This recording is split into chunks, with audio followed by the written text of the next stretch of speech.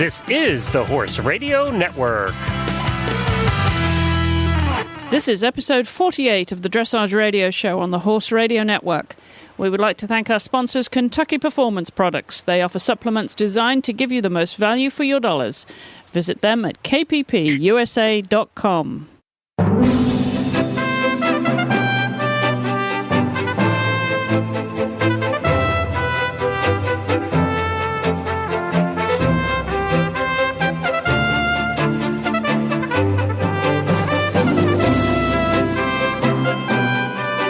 This is Chris Stafford in Lexington, Kentucky.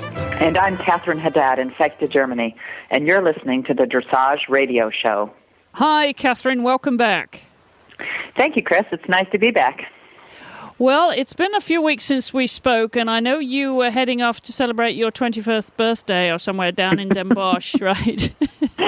That's indeed correct. I was heading off to celebrate my birthday. We won't talk about which one, in Den Bosch, and I did go to the World Cup final, which was a fabulous experience, and it was fun to sit and watch and fun to see everyone there and talk to everyone. And it was a very busy weekend. We had a meeting of the International Dressage Riders Club there, which I think was very important and a very good meeting with good open discussions. And at the same horse show, the stakeholders in dressage, that means the organizing club, the organizers club, the riders club, the trainers club, and the FEI Dressage Committee met, I think for the first time, one of the first times in the history of our sport, and we spoke openly about issues facing the sport right now. Well, so that was pretty exciting. Yeah, absolutely. Well, I'm glad you were able to come back and join us on the show. And you've been doing a few other things apart from celebrating your birthday. You've been zipping around a bit too. Tell us what you've That's true. That's true. I came home from Den Bosch and trained for a few days, and then I flew off to Lyon in France. And I did a clinic there, and then we had an evening soiree with dinner and drinks, and David Stickland came to the evening discussion and presented his statistical findings on the judging in dressage. And then we had an open discussion after that, quite an open discussion, I might add, which usually happens when the wine is flowing in France. We had quite an open discussion with an O-judge present and also a couple of chefs d'equipe and trainers and riders there. And that was a very interesting evening. And from there I went on to Poland to the International Dressage Trainers Club meeting, which is the brother or sister organization of the Riders Club. We met for 2 days in Poland at Wrocław. And this was a very interesting 2 days. There were over 120 people present from all over the globe. I think I was the only American. I could be wrong about that. I'll think about that some more. But there may have been a couple other. Oh, no, David de Wispelaar was there as well. And there were trainers from Russia and Central Asia. There were trainers from Europe and England. And, well, England is part of Europe. But there were trainers from all over. And we had a couple demos and some discussions. And we had a big party I can't tell you anything about. I thought that's what we were going to come to. I thought that's what was the news of the week. Yeah, there could have been some news coming out of that, but that was, I think that's an important meeting, important annual meeting, because you get a lot of dressage, very serious dressage people together. Again, discussing problems facing the sport, discussing training issues, warm-up issues, anything that has to do with controversy. And we're not at a show. So nobody's stressed, nobody's trying to take care of business, everybody's just there and relaxed and they're themselves and they sit down and they talk about it. And it was nice to hear opinions from people in the East, in the West, from the States, from all over the world concerning issues in sport. Yeah, it's interesting. Well, I want to ask you, because you've been based in Europe for a while now, and you know, one of the things that interests me is the development of dressage in the what we call the lesser nations, but what we used to call the Eastern Bloc nations. And you'll remember, Catherine, it wasn't that long ago when Russian dressage the Russian riders were on the scene, and they were quite prolific. They'd make up a team. They were winning in European, events. Where do you see the Russians right now as we come into a World Championship year? Of course, it would be interesting to hear your perspective on where they are in their development at international level. Well, I think the Russians in particular, also the Ukrainians, because the Soviet Union split up into so many small countries, you now have what used to be the Soviet Union is now in dressage we have Belarus present, we have Ukraine present, and we have Russia. I'm trying to think what other. There's representatives from Estonia, Lithuania competing, Latvia. I'd hate to leave anybody out, but now we have this whole conglomerate of small nations competing for team slots. I would say that they are not their pairs, their horse and rider combinations are generally speaking not as developed and not as far along as the rest of Europe or America. But I do know that these people are making a major effort to catch up, especially now in the last 5 to 10 years. Poland is coming on very strong. Poland has invested a lot of money in its horse industry. And in fact, where we met in Poland, the International Dressage Riders Club, where we met in Wrocław, was at a racetrack called Partenice. They hold a couple international shows a year there, and they had just built a beautiful new facility that rivaled any in Western Europe, with a huge indoor arena and a viewing spectator stand and warm-up arenas and very good outdoor arenas. So Poland is investing a lot of money in catching up to the West. Yeah, that's interesting, and it will be interesting to follow, as we get towards the World Equestrian Games here in Kentucky this fall, and to see who actually emerges in all of the FEI disciplines. But I was fascinated in dressage because the Russians particularly used to have some really good combinations, didn't they? Yes, they did, and I think unfortunately the funding for that in the last 10 to 15 years has not been what it was when the Soviet Union existed. Interesting development of the sport worldwide. Well, we've got a fun show this week, Catherine, because I talked to Karin Offield a short while ago and Mary Lauritsen. Well, you may not have heard so much about Mary Lauritsen, but you will, I think. She's a very dynamic young rider. But the reason we got her on the show this week is because Karin Offield, of course, the owner of that famous stallion Ling, actually came up with a very novel idea of a contest to talk about breeding, and she was looking for articles about breeding, and people that wrote into her with articles and poems and all kinds of stories, and she chose a winner, and our young rider Mary Lauritsen won that prize, and that prize included a covering of Ling to her mare, Windsor. So we're going to share that conversation that I had with Karin Offield, who of course has been a great supporter of the sport of dressage for a number of years, and also joined by Mary Lauritsen, the winner. So looking forward to sharing that conversation with you a little bit later on in the show. But we've got a couple of items of news this week, Catherine, and the first thing I want to kick off with, because it really is the most wonderful news coming out of the the terrible accident that happened to Courtney King-Dye some weeks ago now, and of course put her in a coma for a number of weeks, and she's actually emerged from that coma. She's making conversation, she's joking, and her progress has been absolutely phenomenal, Catherine. It really is heartening news. It is heartening news. My response to it is just a great intake of breath and a big exhale, and you couldn't get happier news. The entire horse world has been watching Courtney's plight, and it's really nice to see that she is actually going to make a recovery. Yes, and I'm sure there's a lot to do. She's having very intense therapy in all areas of her care. But the fact that she's alert now and she's joking, she's making conversations, and she's having some surgery, I believe, some minor surgery on the opening where the track tube was inserted, just to close that up tidily, so it will be more comfortable for her to speak. And she's able to stand, I believe. I talked to Lendon, and actually Lendon Gray, of course, who's been doing the special updates for us. She's going to be doing another one this week for us. And she also celebrated her birthday this week, Catherine, and what a way to celebrate it, because she's just been such a wonderful supporter of Courtney, been by her side this whole time. I think that Courtney showing that she is going to be, Courtney coming out of the coma was probably the best birthday present that London has ever had. I'm guessing at that, but I know if I were in her shoes, I would feel that way. Absolutely. Well, as I said, we will be bringing you special updates, talking to Lendon again and bringing you those updates, which, and no one can tell those stories better than Lendon now. She's been by Courtney's side all the way through this. So we will share that with you on special episodes of the Dressage Radio Show. And one of our items of news this week, Catherine, involves a fundraiser that Stefan Peters actually organised for Courtney, and they raised some $11,000, which is going towards Courtney's rehabilitation. Apparently more than 70 people attended the clinic provided by Kim and Frederick Boyer there. They had lunch, and it was held at the at Carol Cohen's Two Swans Farm down there in Florida.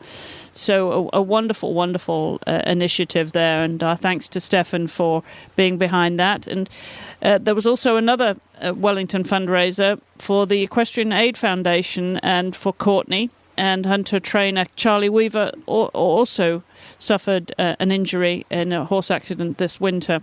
And Robert Dover, of course, our six-time US Olympian, he came out of retirement to ride a musical freestyle on Courtney's horse Don Principe on Sunday. The Merridale's Farms 10-year-old stallion was being trained and ridden by Courtney, and we're going to put a link to that story on our website for you. But very, very great. I mean, very encouraging that how much the dressage world has rallied, Catherine, to support Courtney and the family in this time.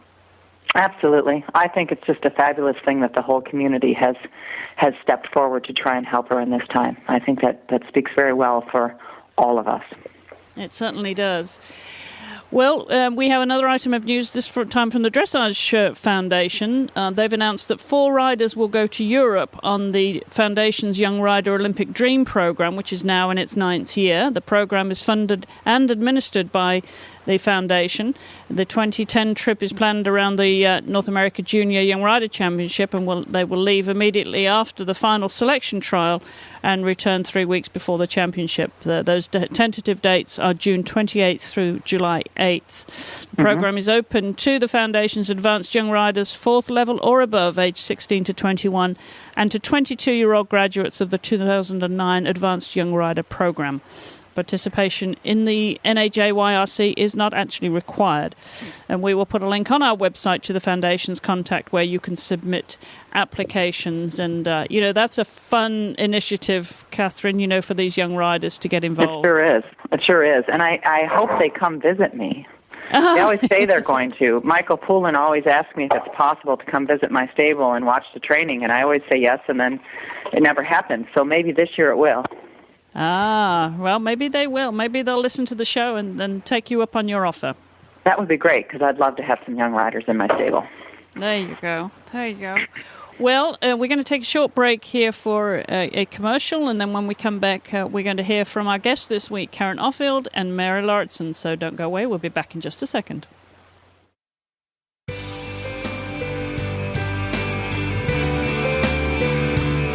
Glenn the Geek here, and we get many emails every week from people who really like the shows, and they ask how they can help support the Horse Radio Network. Well, you already do that by listening to the shows and by buying from all of our fantastic sponsors. And now you can add to that by supporting us directly and very easily. The next time you need something from Amazon, just go to any of our websites and click on the Amazon banner in the middle of the page. Then go on and buy your Amazon items. It won't cost you a penny more, just an extra click. But Amazon gives us a little bit back just because you clicked on the banner. Tell your family and friends to do the same thing. Every little bit helps us to keep giving you the quality equestrian programming that you have come to love. Thanks for listening.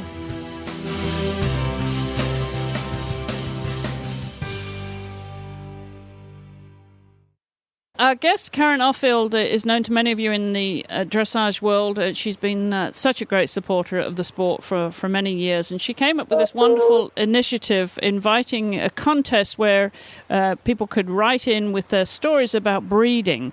And all kinds of submissions came from all over the world, and I thought it was a fascinating story. And our winner of this new contest was Mary Lauritsen, who's a young rider and a very active young rider, very keen young rider herself. And so I thought it'd be fun to have them tell their story. So let's get Karin and Mary on the line. Well, hi, Karin and Mary. Thanks for coming on the show this week. Thank you. Yeah, thank you very much, Chris. We love Dressage Radio, and we know it's an important method of communication. Well, we try to do our best here. We're having fun with the show, and you and I talked about it a while ago, Karin. I think it was back at the World Cup finals last year that we were going to get this show on the road. Yes, ma'am, and look what you've done. What an accomplishment. Well, we're having a lot of fun with it, and what makes it fun is having great guests on every week, and we're just delighted that you've able to join us here and tell us about something that I just learned about through one of our good friends here on the Dressage Radio Show is Klaatje van Andel, of course, of Dressage Direct, based in the Netherlands. She comes on and gives us some wonderful reports from time to time, and I got an email from her earlier this week that told me about the Ling Story Contest, and I should hand over to you, Karin, because this sounds like one of your ideas. Well, it was. I woke up one morning and I thought to myself, how best to understand the idea of breeding than to have many people write stories about it. I've had a few mares in my life, and I've had a few foals in my life, but I haven't had a lot of experience from the mare side. And having the stallions is one-sided, and so I thought, well, let me see what it's like on the other. So I dreamed up the idea of a Ling Story Contest, and I designed it and decided that we would send it around the world and ask people to send in their stories about their best breeding experience or their worst breeding experience, any kind of story that they felt compelled to tell in 1,000 words or less, and that's how we're here today. Well, let's just back up a little bit, Karin, if you would, just to give us a little bit of background on Ling. That most of us in the dressage world know Ling, of course, and his wonderful track record, but tell us a little bit of the backstory before we get into the contest here and how you came upon Ling and how your relationship developed. Well, I was looking for a horse that I could ride and try to go to the Olympics with. And I was riding with Robert Dover as my coach, and we looked around the world for horses for 3 years, I think it was, that we went here, we went there, and tried horses. And at the same time, Edward Gall's owner of Ling was deciding that he was no longer interested in being in the business. So he asked Edward if Edward would buy the horse from him. And that didn't come to be. And Edward called us and said that Ling was on the market. And so I flew right, I think the next day, right over to Europe to try him. And what a horse he turned out to be for me. It was a dream come true, obviously, to be able to ride a champion, but to be able to learn how to ride a champion was the big challenge for me. So, as Ling was so popular after the Las Vegas World Cup in 2005, that Offield Farms helped sponsor, he suddenly was in my stable. It was unbelievable. So that's a little bit of the backstory. There's a lot more always to tell about that. I could go on and on. Where is he now? He is a breeding stallion in Sweden. During the Olympic trials, there was a stable accident with him, and he hurt himself. So I got him back over to Europe, and then he went into a long injury period and a long rehab period, and then it happened again, a long injury period and a long rehab period. And so he's now this amazing breeding stallion in Sweden at the stallion station in Lund, outside of sort of near Copenhagen. And he's a top stallion at a facility called Flinga that was built in 1661. It was the royal stables for all of the royalty in Sweden. And so Ling has an amazing life there, and little by little he's starting to come back and go back into work again. Well, I want to bring in Mary Lauritsen, who, of course, is the winner of this contest with your story, Entranced. Mary, first of all, let's get a little bit of background on you, because I think you're fairly involved in the sport and have been since you were knee-high to a fetlock. So tell us your story, Mary. Well, I've been involved with dressage since the very beginning. My mom is actually my trainer and coach, Joy Bonnick, and I grew up on a stable where I was surrounded by horses, and my first dressage competition when I was 9 years old, and I haven't turned back since. I love it so much, and as I've grown older with my horses, I've ridden horses of all different shapes and sizes. I started with ponies, and actually my first horse was Razzmatazz, who was the black mare that we had purchased from Iron Spring Farm, who's actually the dam of the mare that I have that we're going to be breeding to Ling. So I started my partnership with her when I was about 12 years old, and she the breeding contract to one of the stallions from Iron Spring, and that's when, I really had to turn, we bred her, and I also purchased at that time my gray gelding Rosignol, who's really my top horse right now.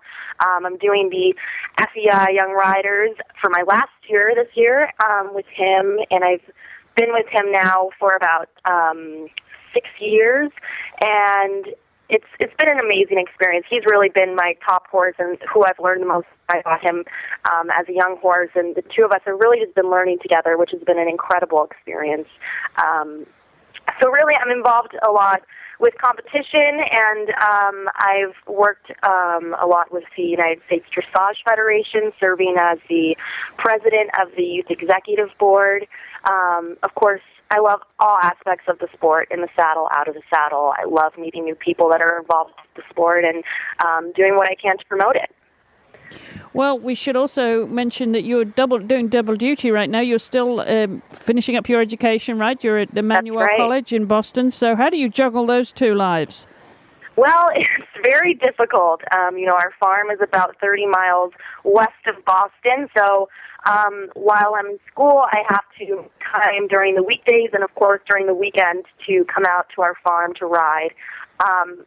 Actually made the decision to take last semester off to travel down to Florida for some training because I felt that I really needed to put my focus on myself and my horse completely, because this year I feel is our year to really make the young rider team to hopefully compete at nationals, and I felt that I needed that jump start. So I headed down to Florida, and I was down there, I call it my study abroad with my horse for 2 months, where I learned an incredible amount riding with Pamela Goodrich.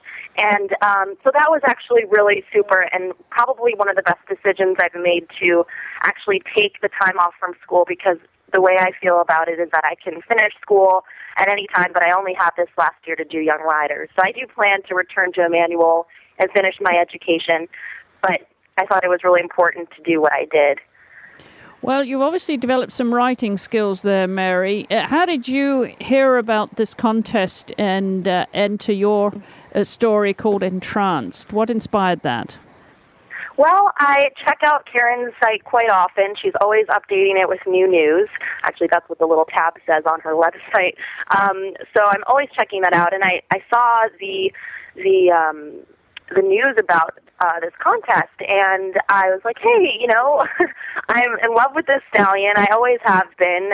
Karin knows how passionate I am about Ling, and so I also really enjoy writing, so I thought, okay, well, why not? Why don't I do this? And I really hadn't had any plans to breed Windsor, but I just sat down to my computer one evening, and I just started typing, and the first thing that came to mind when I thought of Ling was when I saw him performing at the World Equestrian Games in Aachen in 2006, which was really an incredible experience. And I just sat there, and it just came pouring out. All the emotions flooded back from that experience, that time spent in Germany, and I just started writing about him. And it was so easy to do because I felt so much for the horse and still do.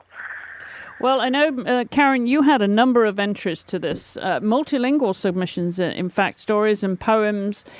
How did you shape this contest? How did you decide who was going to judge it and how it would take shape?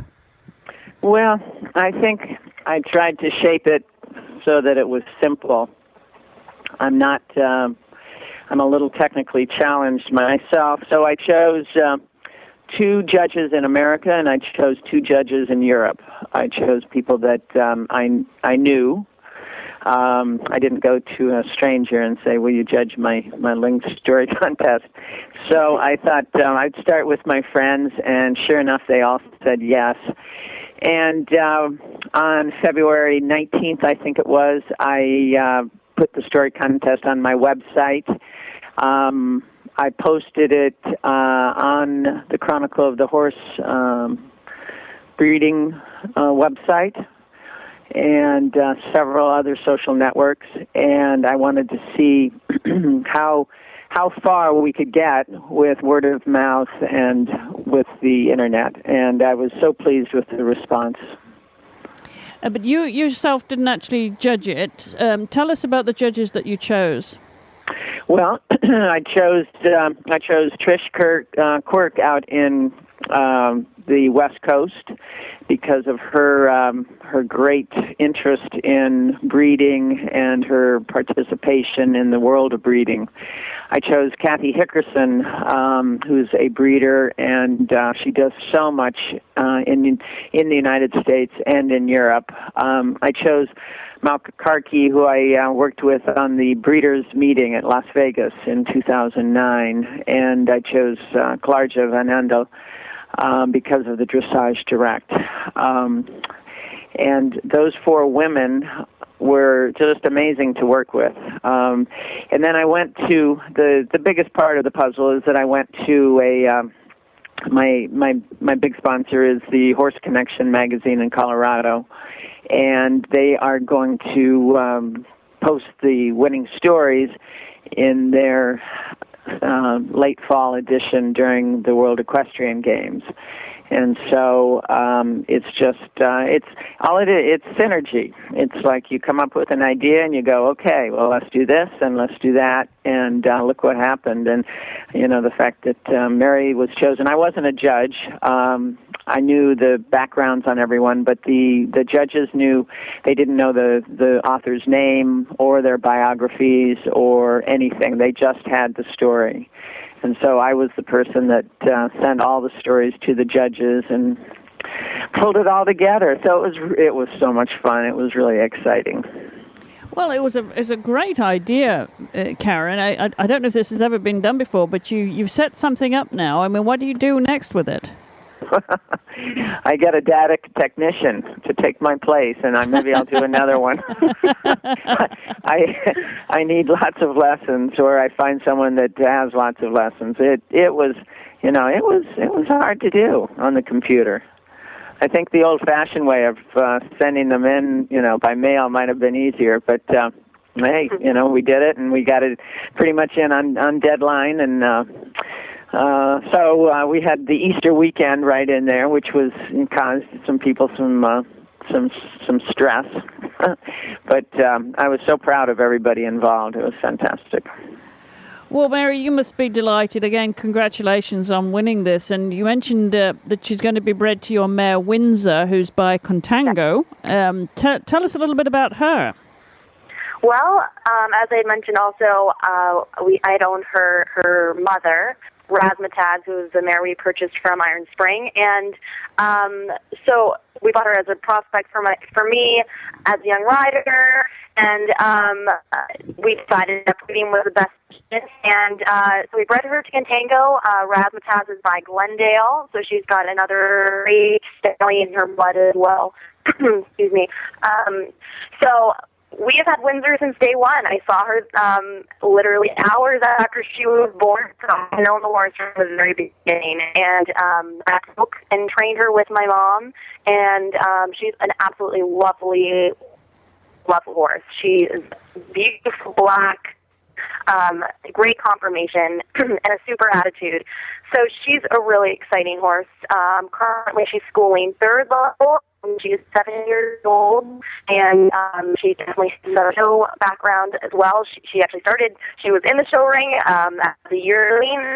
We did the NABWPN Karin with her, and she was awarded first premium, and was also the winner of her class. So she's really, been a little star since the beginning. So when will you breed her then, since she's so young? What is she going to be doing now, and when will you actually breed her? Well, I think that's something Karin and I and Hassler Dressage have to speak about, because we need to figure out all the breeding agreements. So we're figuring that all out. Well, it's very exciting, as you're saying, a great idea. Congratulations again, Mary. And Karin, Thank we you. should mention also the second place winner, Anne Taffley. She submitted a story called "What If" about she's an adult amateur competing at local level, second level, with a 16-year-old Appaloosa gelding. So completely different story that Anne has. What was that story about, Karin? Well, I guess. And I should say this, and let me explain a little bit more. When I came up with this idea of the story contest, I mean, Ling is an amazing sire, and I'd like to see as many people as possible really consider him, to be the father of their foals. There are so many choices out there, but I think that the characteristics, the body shape, the body size, the temperament of Ling is super. I mean, he takes all of the great Fleming characters, and I think he improves them himself. So when I made up this contest, I did it with the intention of saying to people, really pay attention to Ling and consider him, in your group of stallions when you make those decisions. And so, what Anne did was that she would love to have been able to breed her mare to Ling, and I made the contest available to people that didn't have mares, that if they did win, they could transfer the winning breeding to someone else. And many of the stories were about people who had lost the mares, the ones that if they had their best choice in the whole wide world of breeding their horse, they would have bred them to Ling. But unfortunately, their story was about a breeding that was years ago where the mares died, or the babies died. And so it was a true education in how unsettling the breeding business can be, and how high you can go in terms of your emotions and how low.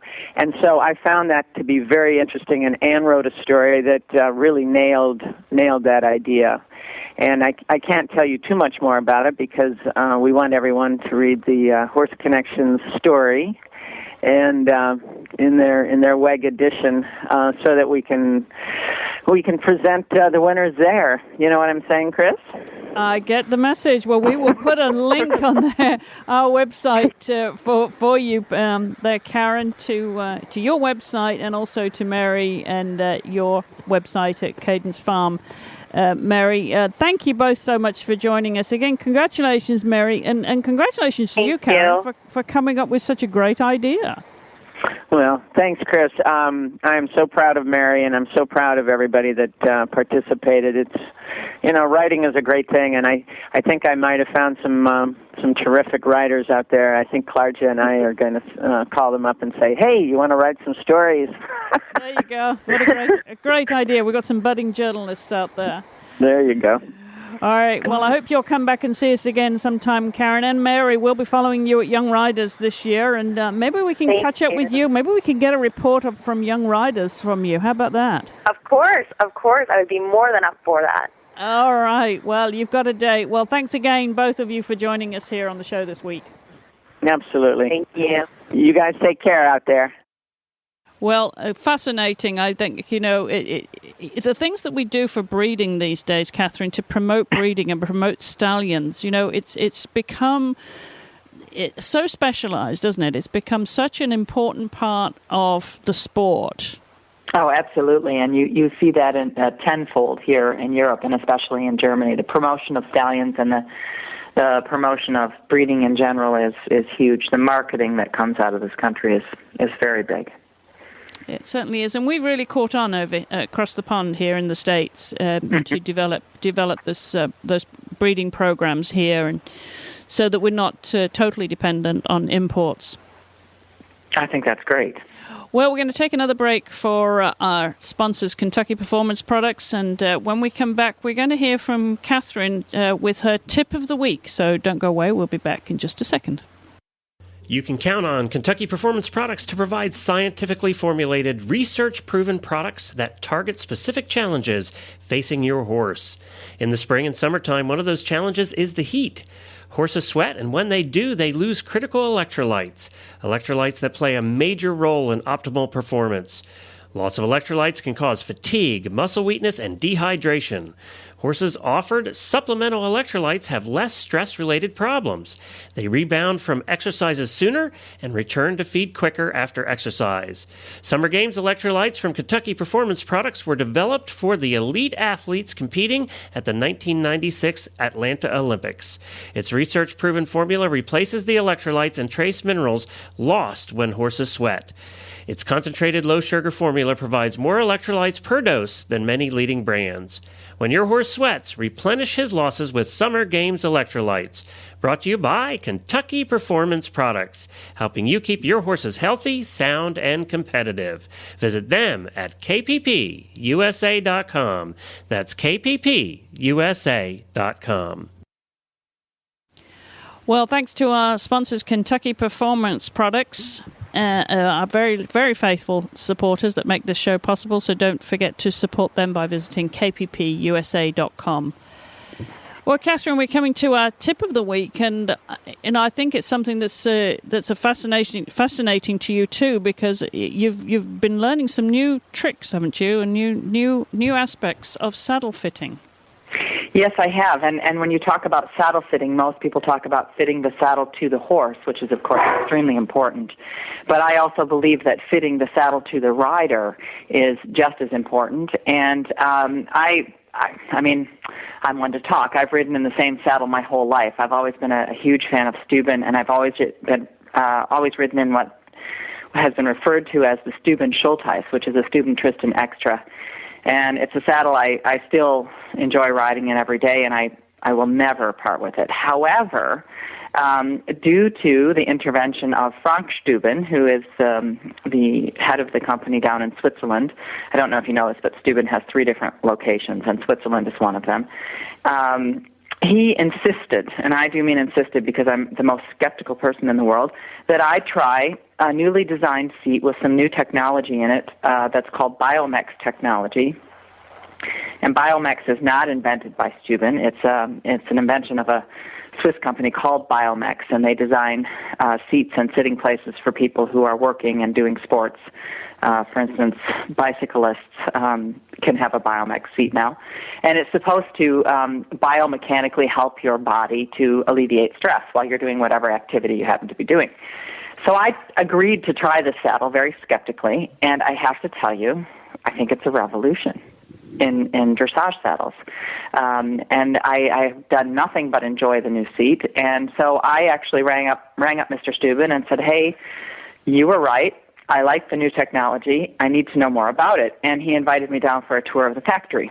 So I spent, last week Friday, the whole day at the workshop of Steuben, watching saddles being made and having the entire process explained to me, and getting to know quite a bit more about fitting a saddle to a rider and a horse. So my tip of the day would be educate yourself. And what's the best way for especially young people to learn about saddle fitting? How would you recommend they go about it, Catherine?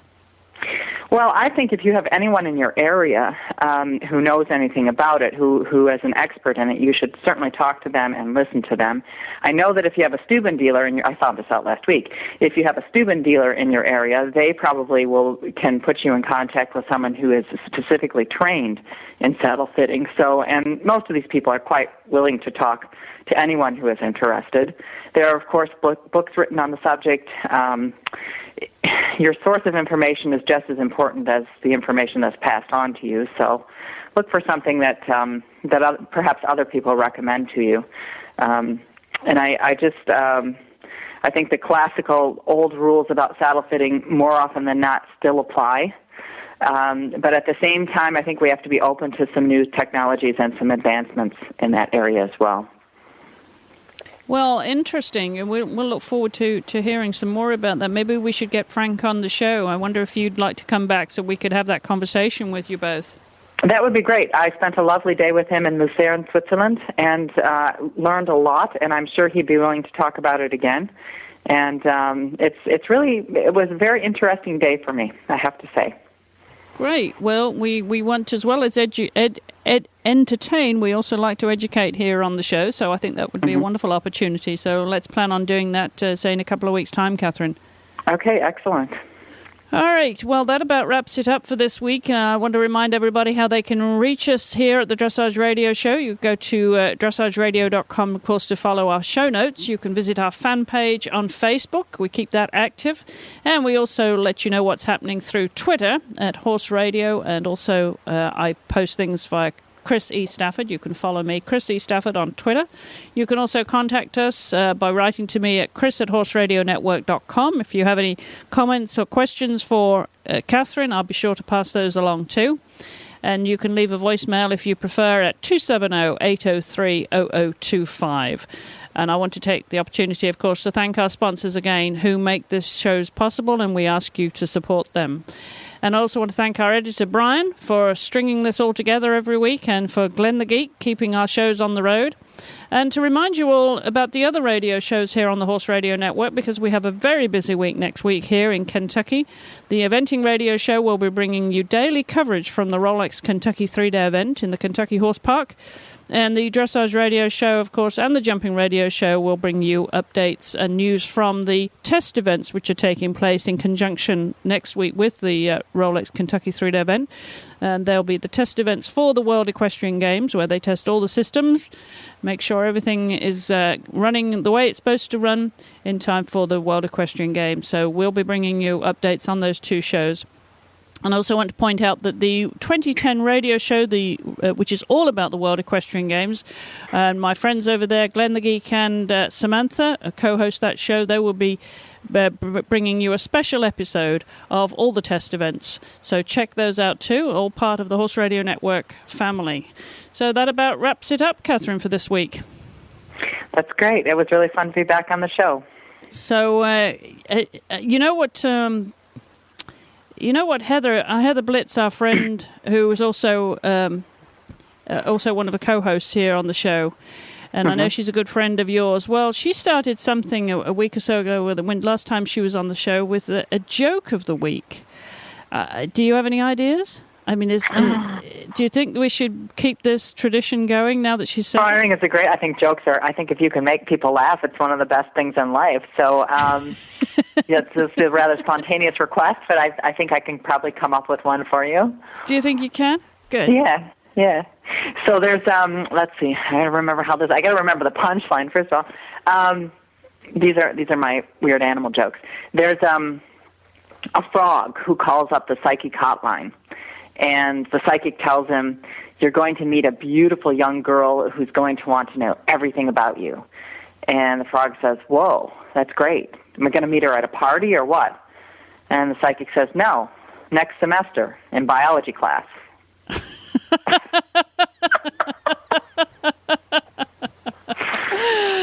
All right. Well, it looks like you've really set the standard here now. Where take that, Heather. Take that. Take that, Heather. Absolutely. Well, thanks for that, Catherine. We'll get you back, if only for the jokes. I think this is going to be an important end to our shows each week. Well, But that Excellent. wraps it up. We'll get you back here in a couple of weeks' time to talk about saddle fitting with Frank Steuben, hopefully. Okay. But until then, what are you going to be doing till we see you again? Oh, my goodness. I have a very full schedule in the next couple of weeks. I'm off to a national show this weekend to do a Grand Prix with my younger Grand Prix horse. I have plans then to go to Geneva Monday, Tuesday to teach a clinic, and then on the weekend I should be at the international show at Hagen. I have a full schedule until the time when I leave for the States in July. You certainly do. Well, if you get to Hagen, don't forget to say hello to our other friend over there, co-host Debbie McDonald, who's there with Adrian Lyle making their debut with Wizard at Hagen. So say hello from us. Okay, I will do that. All right. Well, thanks again, Catherine, for joining us. And thank you, everybody, for listening. We'll be back here at same place, same time next week On the Dressage Radio Show.